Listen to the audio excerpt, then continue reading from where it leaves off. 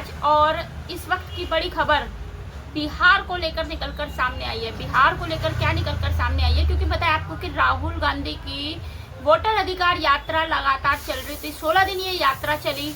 उस यात्रा के दौरान एक जो शख्स है बहुत ही तेजी से वायरल होता हुआ नजर आया, जहां पर रैली के दौरान उसने प्रधानमंत्री नरेंद्र मोदी की मां को स्टेज से अपशब्दों से संबोधित कर दिया।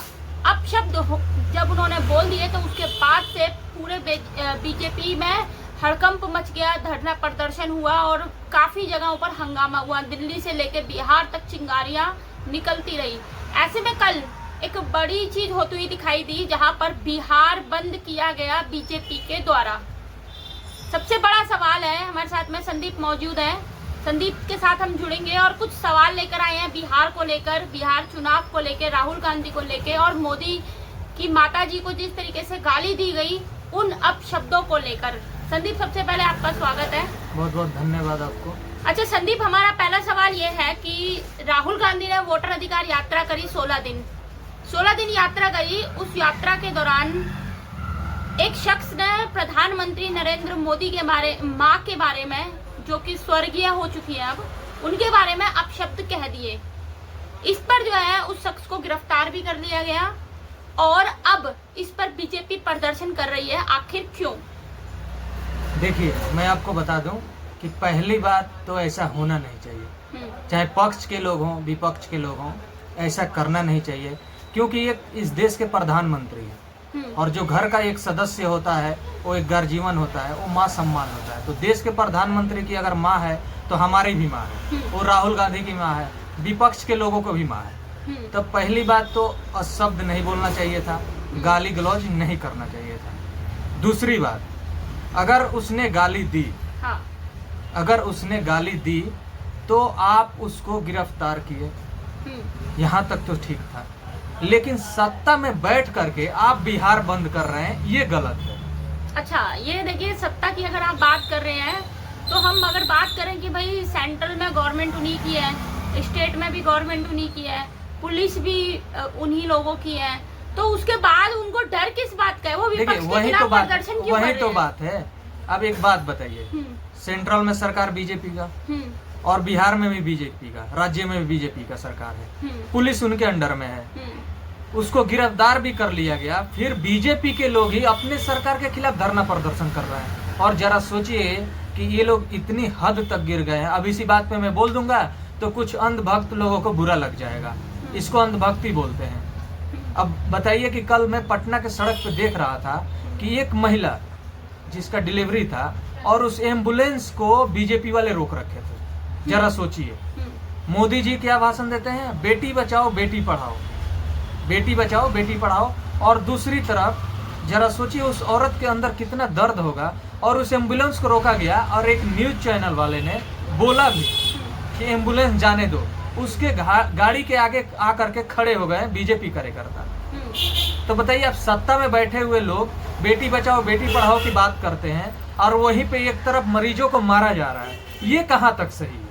नहीं तो फिर अब मेरा सवाल ये है कि डर किससे उनको लग रहा है, क्योंकि अब प्रदर्शन का कोई मतलब आखिर वही तो मैं पूछना चाहता हूँ कि इन लोगों को डर किससे है? हाँ, अब किससे डर है? अब तो बिहार चुनाव है, आखिर इनको डर किस बात की है? और दूसरी बात देखिए, बिहार में चुनाव है, बिहार में चुनाव है तो इन्हें रोजगार पे बात करना चाहिए, स्वास्थ्य पे बात करना चाहिए, शिक्षा पे बात करना चाहिए। पीएमसीएच में आए दिन लोग वहाँ पे मर रहे हैं, वहाँ पे बेड नहीं मिल रहा है, वहाँ के डॉक्टर गुंडागर्दी करते हैं, लेकिन उसके ऊपर बीजेपी के ना कोई अंधभक्त बोलेगा, ना बीजेपी के कोई नेता बोलेगा, ना बीजेपी के कोई मंत्री बोलेगा, ना प्रधानमंत्री बोलेगा। अगर आपकी सरकार है, आपने उसको गिरफ्तार कर लिया, उसको दे दो फांसी। जब इतना बुरा लगा उसको फांसी दे दो, उसको सजा सुनाओ। फांसी दे देंगे तो फिर कंट्रोवर्सी कैसे बनेगी? वही तो बात है ना, यहाँ तो माहौल क्रिएट करना है कि कैसे हमें बिहार चुनाव जीतना है। अरे बिहार चुनाव तुम्हें जीतना है तो बिहार के लिए काम करो।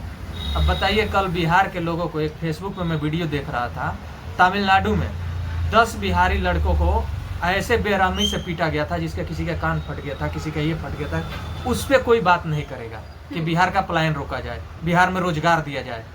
अगर धरना प्रदर्शन बीजेपी को करना था तो उन बिहारियों के लिए धरना प्रदर्शन अगर बीजेपी करती पटना के सड़कों पे तो शायद बीजेपी को लाभ होता। बिहार के बारे में अगर मतलब बीजेपी सोचती, एक तरीके से जो वोटर अधिकार यात्रा फिर राहुल गांधी ने निकाली थी, फिर वो भी वेस्ट नहीं, राहुल गांधी तो वो तो है ही, उसको तो पप्पू है ही, राहुल गांधी तो पप्पू है ही, वैसा तो करना ही नहीं चाहिए। तुम स्टेज पर चढ़ के और सरियाम माइक में किसी को गालियां दो, ये तो गलत है ना। तुम अपना करो। देखो वहाँ पे प्रशांत किशोर है, जन सुराज के मुखिया, जो कि जन सुराज का अध्यक्ष भी है। उस बंदे को किसी से कोई लेना देना नहीं, ना तो किसी पार्टियों से। जो बोलता है वो सच बोलता है और मुंह पे बोलता है। वो ना किसी को गाली देता है, ना तो किसी को टारगेट करता है। उसका एक ही काम है, बिहार में बदलाव। बिहार में बदलाव कैसे आएगा?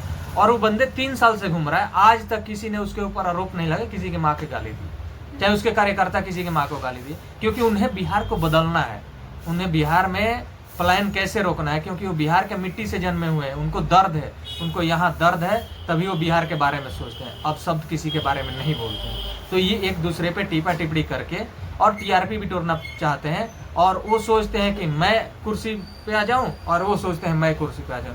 पहली बात तो बीजेपी को बिहार बंद करना ही नहीं चाहिए था। और दूसरी बात, अगर बिहार बंद किया तो वहाँ पे बीजेपी का ही बेइज्जती हुआ है।